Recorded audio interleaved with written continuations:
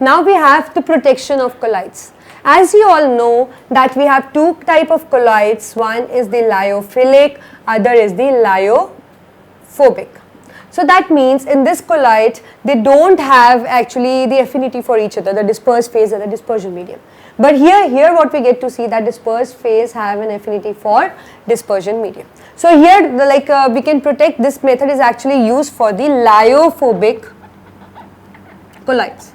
So what is going to happen when we what we are going to see that the lyophilic can actually protect the lyophobic ones. How? Suppose this is my lyophobic colloids in which the dispersed phase and the dispersion medium, they don't have any affinity for each other.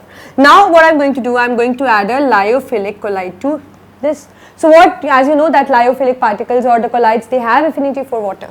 So what they are going to do, they are actually going to form a film around the dispersed phase of lyophobic colloids, so that they can act, or you can say they actually, by doing so, they shield they shield the dispersed phase that don't have the affinity for, or you can say they don't have the love for the dispersion medium, and in doing so they are actually stabilizing the colloid, or you can say they are just protecting the colloids, because we know that the lyophobic, they don't have love for the dispersion medium, but the lyophilic has. So what we did, we added the lyophilic colloid, and the lyophilic actually form a film around it because they have the affinity for dispersion medium, and by doing so they are actually shielding the particles of lyophobic ones, right. So this is our protection of colloids.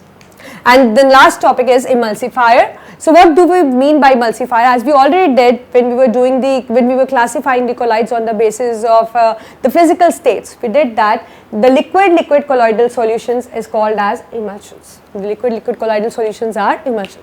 So sometime what we get to see, like when we mix two immiscible liquids or partially miscible liquid, we see they don't get mixed up with each other. The emulsion is not stable. So in that case what we can do is we can add a substance to it which can just stabilize the emulsion.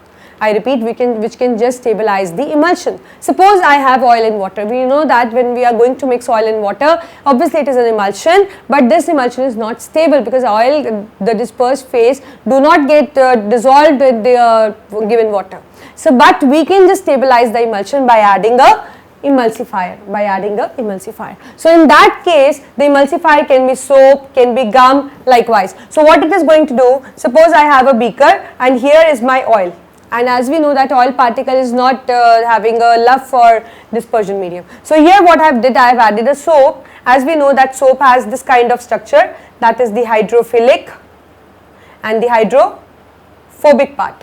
So when I am going to do that, so you can say that they form a arrangement around the oil in such a way, like the hydrophilic part is just protecting the oil, that means it is shielding the oil, and by doing so what it is doing, it is just stabilizing the emulsion. So that means we can just use the emulsifier and we can just stabilize the emulsion, because they just try to shield the the hydrophobic part. So this is what is the emulsion and the emulsifier.